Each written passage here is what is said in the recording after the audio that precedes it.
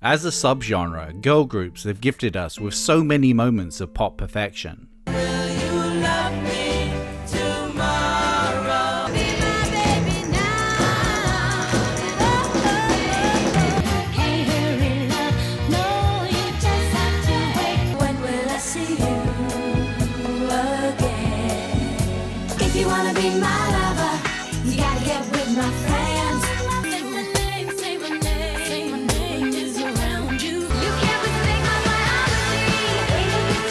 For the most part, these groups were assembled by a producer for the purpose of creating chart hits, with little musical input from the performers. But formed in 1981, Bananarama split from the formula.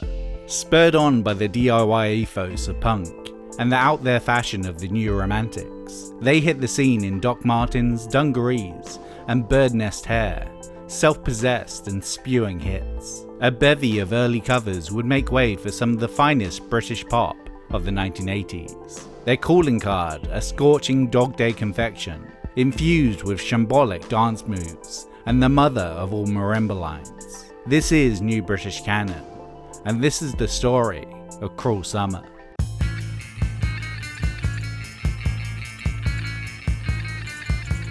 The central duo of Bananarama, Karen Woodward and Sarah Dallin, grew up in the midst of UK punk, spending most of their teens day tripping down to London to see the likes of Generation X, The Clash and The Slits. See our generation, well, I see our generation.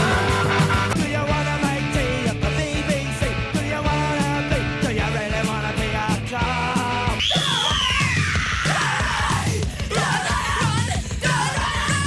As much as the energy and get off your ass and do something spirit of the music inspired them, they were further animated by their anything goes approach to fashion.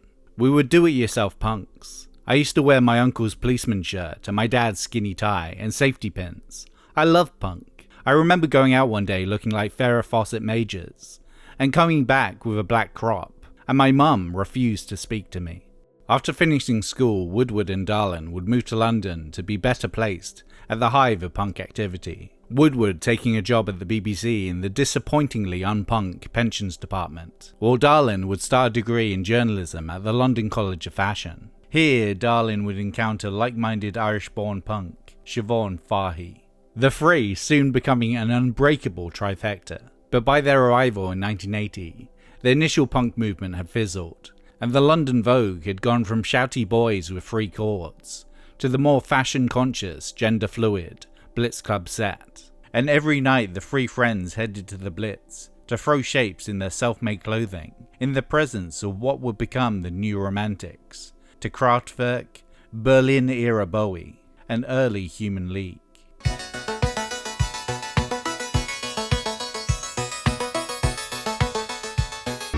Wir sind an Heaven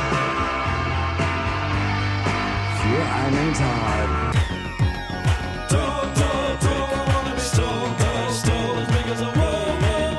The Blitz was so far removed from any experience we'd ever had before. Everyone was dressed up, and each person's look was a new thrill. In fact, if you didn't look like you made an effort to look fabulous, you wouldn't be allowed through the door. The club's host and door whore extraordinaire, Steve Strange, saw to that, famously turning away Mick Jagger. Of course, we were there the night it happened. It was through their many visits to the Blitz that they became acquainted with the musical elite of London at the time, members of Spandau Ballet and Boy George, but also the trendier old guard. This meant that after being kicked out of their YWCA hostel for keeping irregular hours and generally being a noisy nuisance, they were invited to stay in the room above the Sex Pistols' old rehearsal space by their former drummer, Paul Cook. It was a bit of a hovel.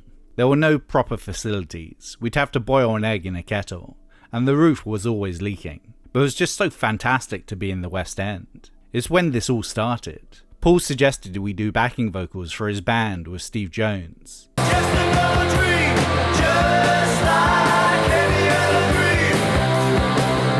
And said, why don't you make a demo? That was it.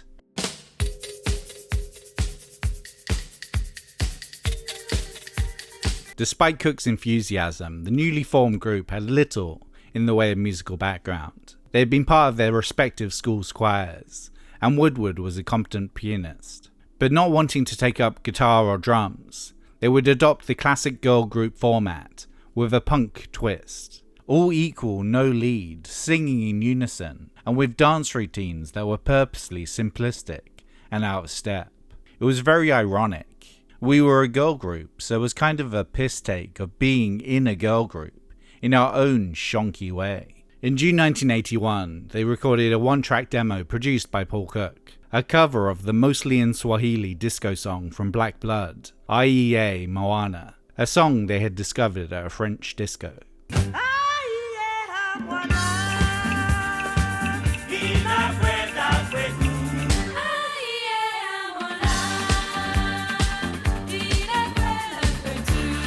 Now a band, they needed a name. Repulsed by the studio owner's suggestion of the Pineapple Chunks, they combined the tropical vibe of a banana with the Roxy Music song, Pyjamarama. Couldn't sleep awake last night. Oh, how I'd love to hold you tight. And so Bananarama was born. Although a demo, the Cook version of Aiye Moana was deemed good enough to be the group's first single.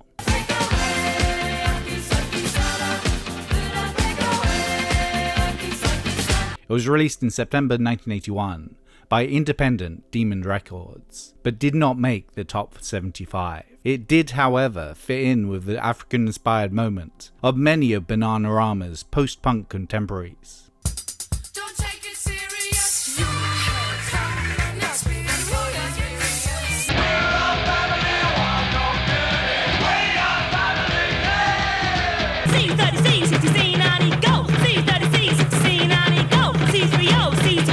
Which led to play on John Peel's radio show and write-ups in the NME. This caught the attention of former Specials frontman Terry Hall, who invited Bananarama to sing on the debut album of his new band, The Funboy Free.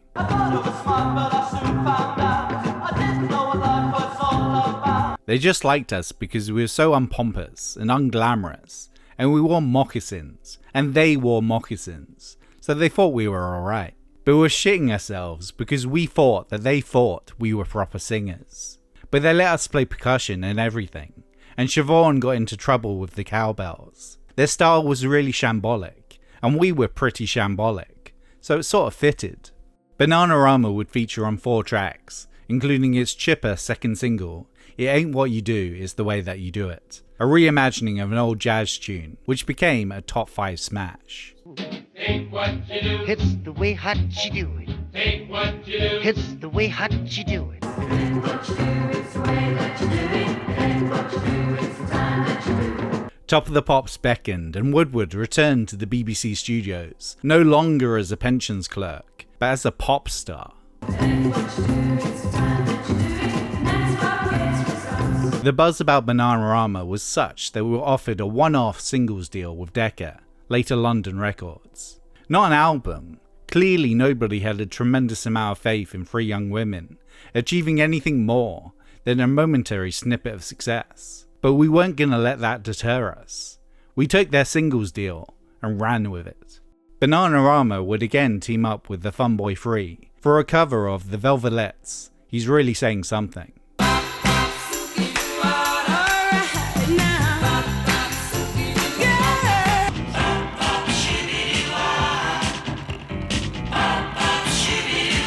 It not only went top 5, but its video would get ample play on the fledgling MTV, becoming a particular favourite of a pre-fame Madonna. Given their continued success, London Records relented and kept them on for an album deal. After hearing Imagination's Body Talk when out clubbing,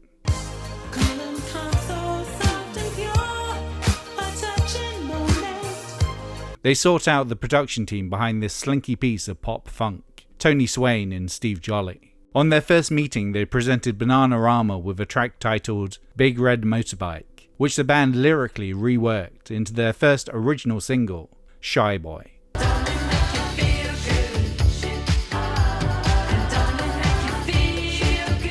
I think our producers wrote that visualizing us as a modern day Supremes, but it's not a conscious attempt on our part to be like those Tamla girl groups. Shy Boy would provide a template for the early Bananarama sound. The girls singing in a cool deadpan on top of a fun, pillowy, synthetic pop R&B groove.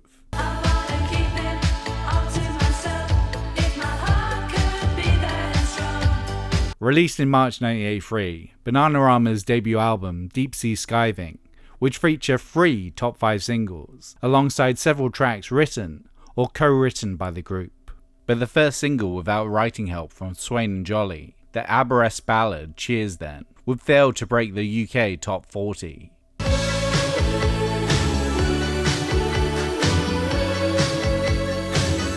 Not only would this knock the group's confidence writing-wise, it also swore them off releasing ballads as singles for most of their career.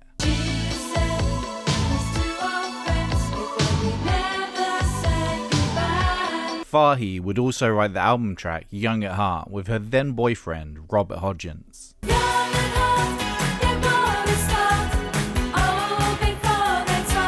It would be re-recorded by his band, Scottish jangle poppers The Bluebells, in 1984.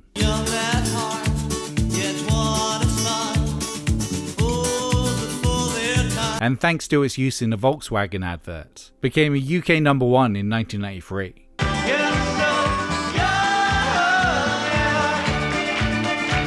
More chart success meant even more appearances on Top of the Pops, further exposing the public to their vision-obscuring hair, idiosyncratic fashion, and rudimentary dance moves.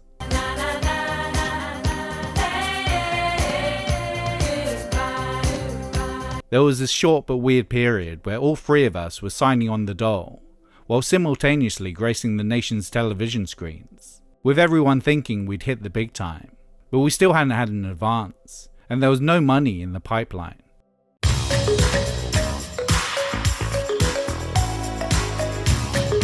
Despite their chart success, increasingly Bananarama were being portrayed in the press as fluffy and disposable. Due to the band members' collective shyness, interviews would seem standoffish and often be derailed by awkward bursts of laughter. Who's going to be giving you singing lessons, and what kind of dancing are you planning to do? Well, I don't know really. We haven't worked that one out either. I don't know, they've been drinking again. What credibility they'd accrued from Cook, Hall and Peel was quickly evaporating. They were pop, when that was considered a 4-letter word. 1 minute we're on the NME and it's very cool, and the next we're on the cover of Smash Hits, holding balloons. We got tarred with that Smash Hits image, where they would just make a pretty set around you, because you were 3 girls. So we had a massive reaction against that, and started writing more serious songs. Their first attempt at being more than a candy pop novelty featured Burning Pavements, Strange Voices, and Sitting Alone Forlorn.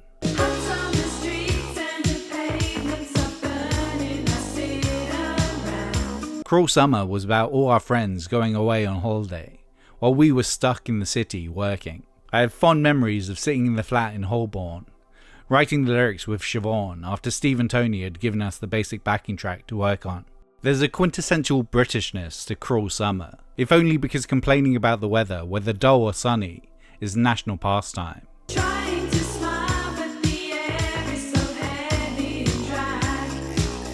But it's also a very introverted song, one for staring off into the ocean, dreaming of better, less lonely days.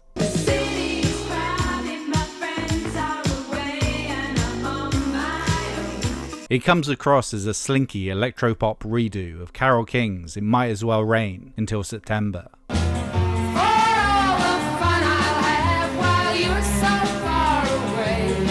Or their own personal Remember Walking in the Sand.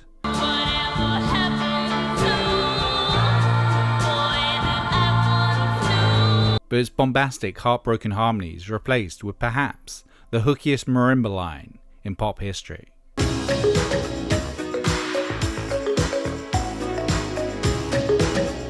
The best summer songs remind you of your youth, what you did in your holidays, how it felt when you first kissed a boy, going away without your parents. For me, Cruel Summer played on the darker side.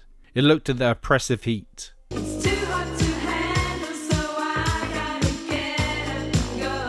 The misery of wanting to be with someone as the summer ticked by.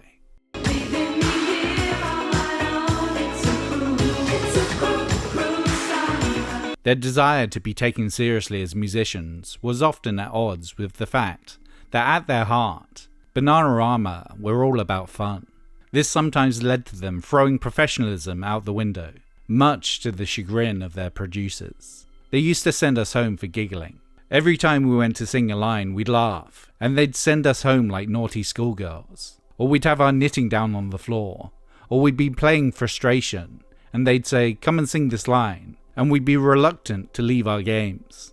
The video would be a similarly fun outing, set in New York for the sole reason that the group wanted to go there. It featured them bouncing around in ill-sized overalls, varyingly fixing cars, and throwing banana peels at cops. Shooting the clip was, as per the song, excessively hot, with August temperatures frequently breaking the 100-degree mark. In addition to the heat, it would be the first time the group partook of cocaine. That was our lunch. When you watch that video, we look really tired and miserable in the scenes we shot before lunch, and then the after lunch shots are all euphoric and manic. Released at the end of June 1983, the song would reach number 8 in the UK charts.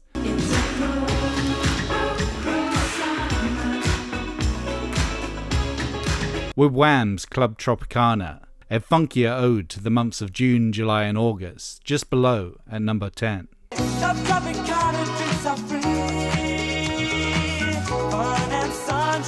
Cruel Summer would also be Bananarama's first significant hit in the US, thanks to DJ Rodney Bingenheimer playing the track on K-Rock, and the rest of the country soon following suit. This combined with being featured in the box office leg-sweeping film The Karate Kid.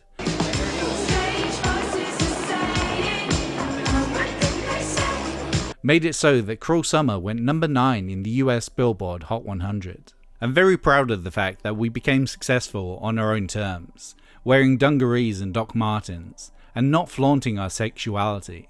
I think we were positive role models in an industry that's so sexualized. The industry was worse in the States. I remember some bloke from a company putting his hand down my trousers, and I just screamed and pushed him off. And he said, "Don't you want to be number 1? And I said, "No, not that much."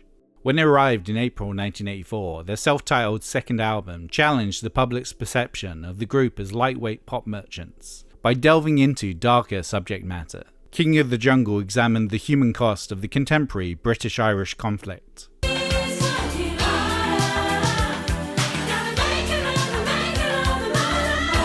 Rough Justice touches on various social ills, including domestic violence. While Hotline to Heaven was about drug abuse.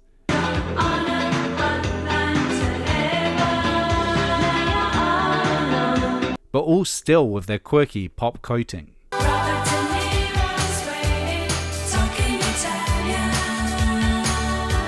Their highest charting UK single, Robert De Niro's Waiting, explored a protagonist's obsessive celebrity crush as means to deal with a prior traumatic experience with a man. Come any closer, I don't wanna feel.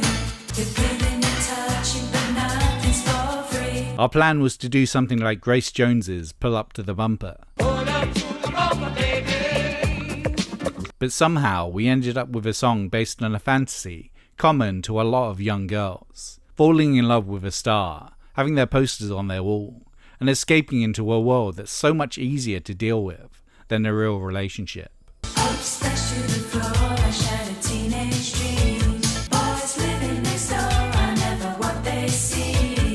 The line about walking in the park reflected an uglier, stalking side to the fantasy. At the end of 1984, they featured on the Do They Know It's Christmas single.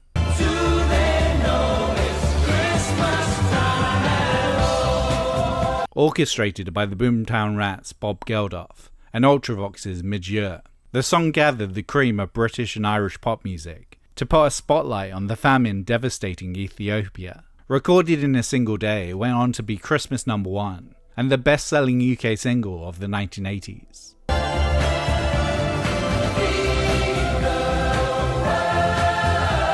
It drew the world's attention to the problem in a way that a news broadcast couldn't. That said, I'm mortified when I look back at the video now. There I am with a cigarette and a coffee, looking dreadful. Who on earth would record vocals with a cigarette these days? What's interesting looking back is that it was almost exclusively male artists in attendance. There were hardly any women. Just us and Jodie Watley from Shalimar. That was it.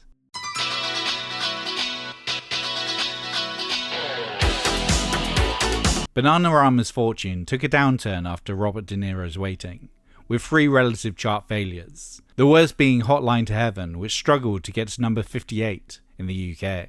The group's third album, 1986's True Confessions, was mostly done when they decided their relationship with producers Swain and Jolly had run its course. Things would need to change, and once again the club scene had the answer, a production juggernaut on the cusp of taking over the world of pop. Stock Aitken Waterman.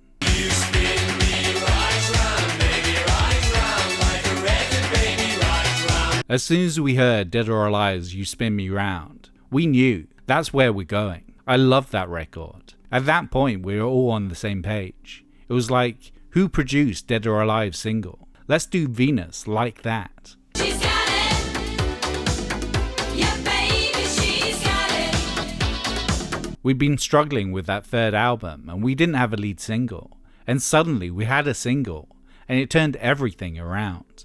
Venus was a song originally by Dutch garage pop group Shocking Blue back in 1969. She's got it. Yeah, baby, she's got it. Stock Aitken Waterman had mostly been a high-energy underground dance production team, but Bananarama and the high camp of Venus allowed them to be the pop production line, 80s Motown label, of Pete Waterman's dreams.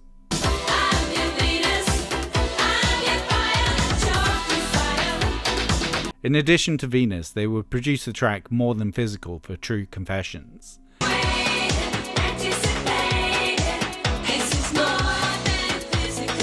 And the whole of its follow-up, 1987's Wow.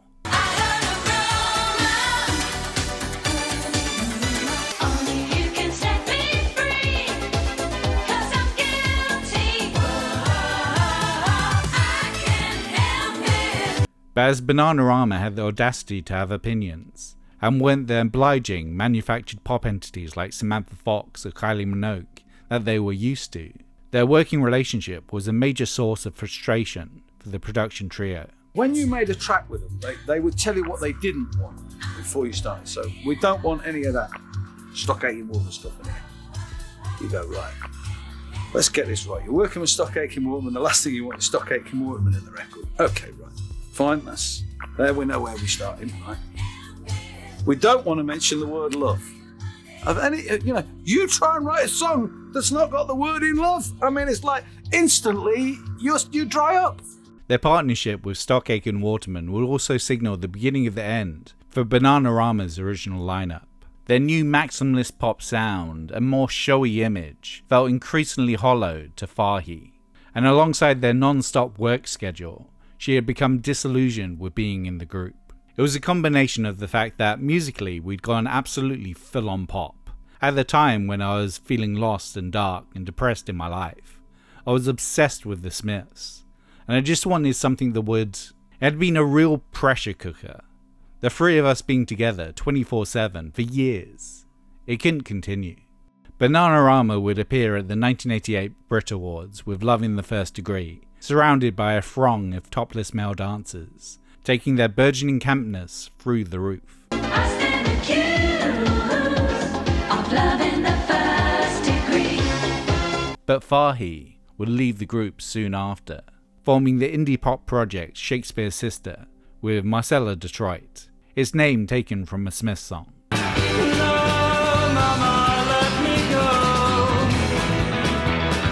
With this group, Fahi would achieve what Bananarama never could, and gained a UK #1 with the melodramatic gothic pop of Stay in 1992. You'd better hope and pray. In Bananarama, Fahi would be replaced by fellow Blitzclubber Jacqueline O'Sullivan, her first duty joining the group's first significant live performances on Wow's 1989 World Tour. She too would leave after the disappointing Stock Aitken Waterman-less Pop Life album from 1991.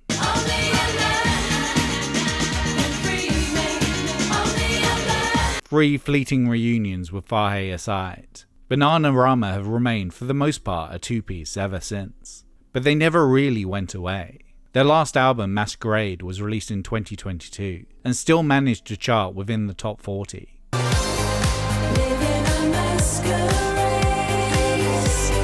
As a singles band, they are unsurpassed in their niche, holding the Guinness World Record for the all-female group with the most UK chart entries ever.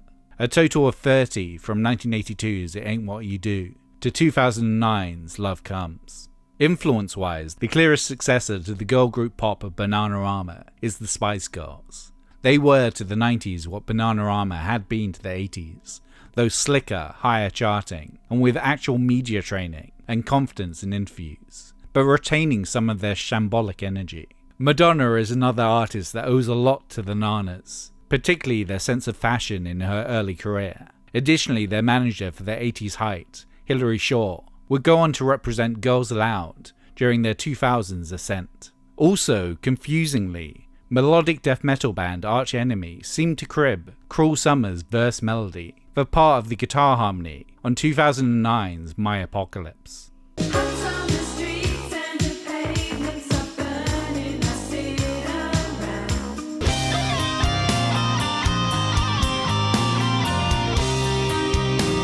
I think Cruel Summer has proved to be a classic song because different artists cover it for each generation, and it's quite a big hit. When Ace of Base did their cover, it went top 10 in America again.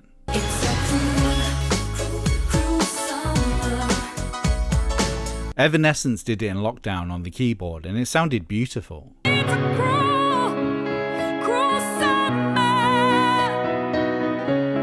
Lorde has done it.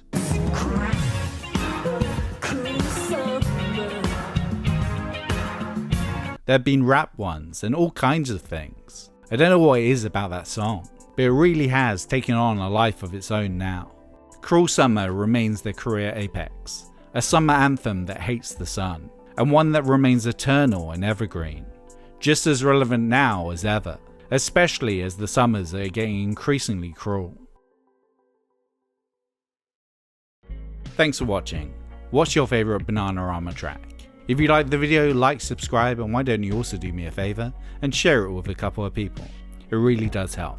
As always, I'd like to shout out this month's new supporters over on Patreon: Ethan Callender, Docus, and Christopher Pierce. Thank you, and thanks to all that support me. And I'll see you in 3 weeks' time for some games featuring Hans, Lottie, and Jane.